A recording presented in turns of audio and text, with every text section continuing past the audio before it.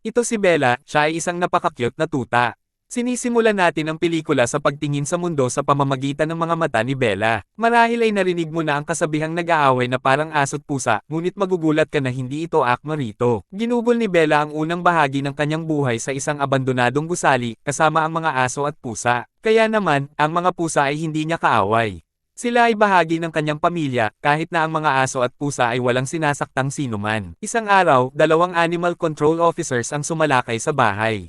Nahuli at dinala nila ang bawat miyembro ng pamilyang aso ni Bella. At sa ganoong paraan, sa loob lamang ng ilang minuto, si Bella ay nag-iisa na. Ngunit hindi lang pamilyang aso ang mayroon si Bella. Mayroon din siyang pamilyang pusa. At isa sa mga pusa ang nagligtas kay Bella mula sa mga animal control officers. Sina Lucas at Olivia ay dalawang mahilig sa hayop na nagsisikap na bisitahin ang mga ligaw na pusa at aso sa kapitbahayan. Bagaman sinira ng mga tao ang pamilya ni Bella, iba si Lucas. Pumupunta siya sa abandonadong gusali araw-araw para pakainin ang mga pusang walang tirahan. Sa araw na ito, tumakbo si Bella para makipagkita sa kanila. Agad na napaibig sina Lucas at Olivia sa palakaibigan at masiglang si Bella. Iniuwi pa ni Lucas si Bella para samahan ang kanyang ina habang siya ay nasa paaralan. Mahusay si Bella sa kanyang tungkulin, inaaliw ang ina ni Lucas kapag ito ay malungkot. Mahal ni Bella si Lucas at ang kanyang bagong tahanan dahil siya ay isang tuta pa lamang. Ang lahat ay isang laro para sa kanya. Naglalaro siya buong araw at si Lucas ay isang mabuting amo. Kahit na nagpapakita siya ng kakulitan, hindi nagagalit si Lucas sa kanya. Sa isang kisap mata, lumaki si Bella, ngunit masaya pa rin siya gaya noong maliit pa siya. Isang araw, nakakita si Lucas ng liham na nakadikit sa pinto ng kanilang bahay. Ang landlord ay darating para suriin ang bahay. Lumabas na hindi pinapayagan ang mga aso sa kanilang bahay, kaya walang pagpipilian sina Lucas at ang kanyang ina kundi itago si Bella sa Veterans Association. Akala ni Bella ito ay isang bagong laro, ngunit hindi masyadong masaya. Nakakulong sa isang storage closet ng mag-isa, nagsimulang tumahol si Bella para bumalik si Lucas. Kahit saan sa gusali, naririnig ng mga tao ang tahol mula sa kisame. Natuklasan ng isa sa mga empleyado si Bella, ngunit sa halip na palayasin siya, dinala niya ito sa group therapy session bilang isang espesyal na panauhin.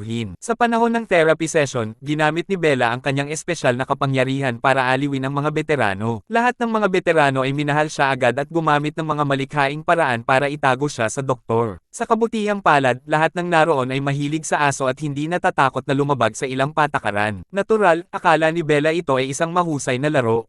Isang araw, habang naglalakad kasama si Bella, natuklasan nina Lucas at Olivia na ang dating bahay ni Bella ay ginigiba. Ang mga pusa ay nasa panganib, ngunit ang may-ari ay walang pakialam sa mga pusa. Agad na pinahinto nina Lucas at Olivia ang demolisyon, na ikinagalit ng may-ari. Minsan ang paggawa ng tama ay nagdadala ng masamang bunga.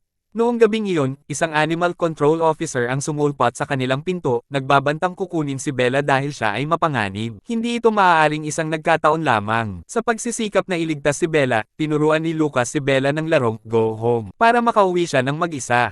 Isang araw, isang malikot na squirrel ang nagsimulang asarin si Bella mula sa bintana. Kaya, natural na hinabol ito ni Bella. Kalaunan ay nahanap ni Lucas si Bella sa kalye, ngunit ang animal control ay hindi nalalayo. Huli na ang lahat. Walang pilihan si Lucas kundi hayaan ng animal control officer na dalhin si Bella sa pound. Hindi lang si Bella ang aso sa pound. Malungkot at natatakot, ginawa niya ang lahat para maibalik si Lucas, ngunit walang gumana. Kinabukasan, bumalik si Lucas para sa kanya. Bagaman naroon siya para iuwi siya, binigyan sila ng mahigpit na babala ng animal control officer tungkol sa mangyayari kay Bella kung mahuhuli siyang muli. Napakalupit nito. Dahil walang ibang mapagpipiliin, ibinigay ni Lucas si Bella sa mga kamag-anak ni Olivia na nakatira sa labas ng lungsod. Gaya ng inaasahan, ang animal control officer ay nagtatrabaho para sa masamang may-ari ng ari-arian. Ngunit tinakot siya ng ina ni Lucas para payagang makaalis si Bella sa lungsod. Nagbahagi sina Lucas at Bella ng isang taos-pusong pamamaalam. Natural, hindi naintindihan ni Bella kung bakit siya pupunta sa napakalayo o kung bakit hindi sasama si Lucas sa kanya. Dahil ba hindi siya naglaro ng Go Home noong sinabihan siya nito? Ang mga kamag-anak ni Olivia ay mabubuting tao. Nakikipaglaro sila kay Bella at binibigyan siya ng pagkain. Sinubukan ni Bella na magustuhan ang kanyang bagong tahanan, ngunit hindi ito pareho. Hindi sila ang kanyang pamilya. Dahil sobrang nangungulila kay Lucas, sinamantala ni Bella ang pagkakataon na tumalon sa bakod at tumakbo pabalik sa kanila. Ngunit napakalayo nito. Paano nga ba niya mahahanap ang kanyang daan ng mag-isa, kahit na ang lahat ng pagsubok ay nakaharang sa kanya? Nagpatuloy si Bella. Hindi pa tunay na nag-iisa si Bella noon, kaya natural lamang na nahirapan siyang mabuhay sa kagubatan. Gutom at pagod, sinubukan ni Bella na maghanap sa kagubatan, ngunit nakatakas ang kanyang hinuhuli. Kalaunan, dumating si Bella sa isang bagong bayan. Doon, nakahanap siya ng bagong grupo.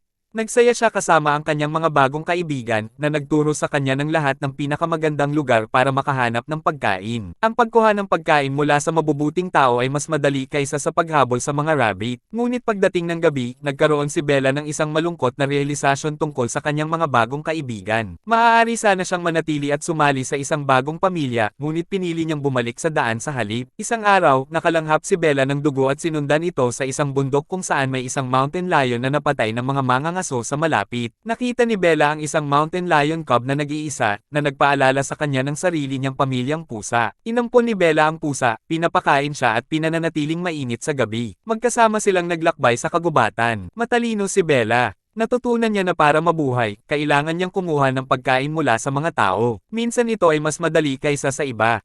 Hindi nagtagal, ang pusa ay lumaki kasing laki ni Bella. Mahal ni Bella ang kanyang pusa at gagawin ang lahat para protektahan siya, kahit na mga hulugan ito ng pakikipag-away sa ibang mga hayop. Sa kabutihang palad, ang mga coyote ay itinaboy ng 3 lalaki. Noong tila magkakasama na muli sina Bella at Lucas, ang pusa ay aksidenteng tumakot sa mga lalaki. Ipinagpatuloy ni Bella at ng pusa ang kanilang paglalakbay, naglalaro ng mga bagong laro at gumagawa ng mga bagong karanasan, sabik na makahanap ng isa pang aso pagkatapos ng mahabang panahon. Ang tahol ni Bella at ng aso ay naging sanhi ng isang avalanche. Habang ang amo ng aso ay nasa ospital, 2 steer ang nag-ampon kay Bella at sa bagong aso. Ang kanyang bagong buhay ay hindi masama. Mainit siya at busog ang tiyan bawat araw. Isang araw, ibinalik ng 2 lalaki si Bella at ang kanyang bagong kaibigan sa amo nito. Bagaman masaya ang aso na makita ang kanyang amo, ang amo ay isa palang masamang matanda na walang pakialam sa kanyang aso. Ang masamang matanda ay hindi karapat-dapat sa kanyang aso. Sa kabutihang palad, matapos itakwil ng lalaki ang kanyang aso, inampon siya ng 2 steer. Bagaman masaya si Bella na ang kanyang kaibigan ay nakahanap ng mapagmahal na bagong tahanan, alam niyang ang tunay niyang tahanan ay nasa ibang lugar. Kaya, tumakbo siyang muli. Nang makarating si Bella sa isang bagong bayan, inampon siya ng isang matanda. Bagaman ang matandang ito ay walang anuman kundi ang damit sa kanyang likod, tiniyak niya man lang na hindi magugutom si Bella. Mahal na mahal ng matanda si Bella at palaging natatakot na iiwan siya nito. Ngunit sa huli, ang matanda ang nag-iwan kay Bella ng mag-isa, nakakadena at hindi makatakas, ang pagmamahal niya para sa kanya ay nauwi sa pananakit sa kanya. Matapos pumanaw ang matanda, nanghina si Bella sa uhaw at gutom. Gaano man katagal siyang naghintay, walang dumating para hanapin siya. Halos nawala na siya ng pag-asa nang bigla siyang mahanap ng 2 bata. Pinakawalan ng mga bata si Bella mula sa kanyang kadena at bumalik siya sa paghahanap kay Lucas. Sa kagubatan, nagsimulang umatake sa kanya ang mga coyote. Kahit na tumakbo si Bella ng mabilis hanggat kaya niya, ito ay isa laban sa marami. At hindi nagtagal ay napalibutan siya ng isang grupo ng gutom na mga coyote. Ngunit hindi nawala ng pag-asa si Bella. Sa halip, siya ang unang umatake. Ngunit ano ang magagawa niya laban sa napakaraming kaaway? Noong tila nawala na ang lahat ng pag-asa, isang mountain lion ang biglang sumali sa laban. Ang mountain lion na ito ay ang inampon ni Bella. Maliban na lamang na hindi na ito pusa. Ito ay ganap ng malaki. Kung makakahanap si Bella ng isang miyembro ng kanyang pamilya muli, may pag-asa pa ring mahanap niya rin si Lucas. Sobrang excited ni Bella na ipakilala si Lucas sa kanyang bagong pamilya at nangarap ng kanilang bagong buhay ng magkasama. Sa kasamaang palad, alam ng Mountain Lion na hindi siya maaaring bumalik kasama ni Bella, at alam ni Bella na kabilang siya kay Lucas. Bagaman ito ay isang mahirap na desisyon, naghiwalay sila sa huling pagkakataon, lumabas ng kagubatan. Nakarating si Bella sa isang abalang kalsada dahil siya ay isang aso lamang. Ang tanging magagawa niya ay subukang tumawid sa kalsada. Gaya ng inaasahan, nagdulot si Bella ng aksidente sa kalsada, kahit papaano ay nakaligtas siya. Ngunit noong akala natin ay makakarating na siya sa kabilang panig ng kalsada, kahit na nasasaktan si Bella, masyado na siyang malapit para huminto. Ngayon ay nagpatuloy siya sa pag-ika-ika pabalik sa bahay kasama ang kanyang bali na paa. Sa wakas, pagkatapos ng 2 mahabang taon, nakabalik na rin siya sa harap ng bahay ni Lucas. Ngunit pagkatapos tumakbo sa loob, lumabas na hindi ito ang tahanan ng kanyang pagkabata na naaalala niya, at ang mga taong nakatira doon ngayon ay hindi niya pamilya. Hindi naintindihan ni Bella kung nasaan si Lucas. Ang mga taong nakatira sa bahay ngayon ay hindi alam kung gaano kadakilang aso si Bella, kaya tumawag sila ng Animal Control. Gaya ng inaasahan, agad na nakilala ng Animal Control Officer si Bella. Matalino si Bella, kaya tumakas siya sa bintana at pumunta sa ibang lugar kung saan maaaring naroon si Lucas. Ito na ang kanyang huling pag-asa. Ika-ikang naglakad si Bella patungo sa Veterans Association. Sa Veterans Association, may ilang bagay na nagbago simula nang mawala si Bella. Mas marami ng aso doon para tulungan ang mga veterano. Ngunit hindi iyon nangangahulugan na nakalimutan na ng mga tao si Bella. Sa katunayan, ang kanyang mga dating kaibigan ay lahat excited na makita siyang muli at winelcome siya pauwi. Higit na mahalaga, sa wakas ay nahanap na niya si Lucas. Hindi rin siya nakalimutan nito.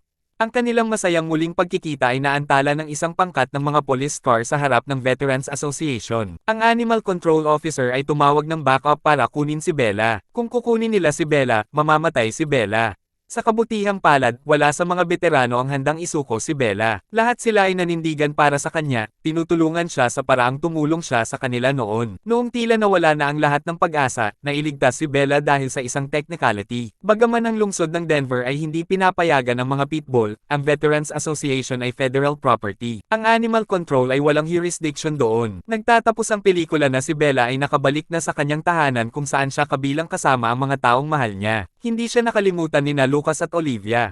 Itinago pa nila ang kanyang paboritong kumot at nilaro ang paborito niyang laro kasama niya. Isang masaya at nakakaantig na pagtatapos. Ang paglalakbay ni Bella pabalik sa bahay ay umabot ng higit sa 2 taon bago natapos. Sa lahat ng panahong iyon, hindi niya kailanman nakalimutan ang mga taong mahal niya. At sa kabila ng lahat ng paghihirap na kanyang naranasan, nanatili siyang isang mabait at banayad na aso.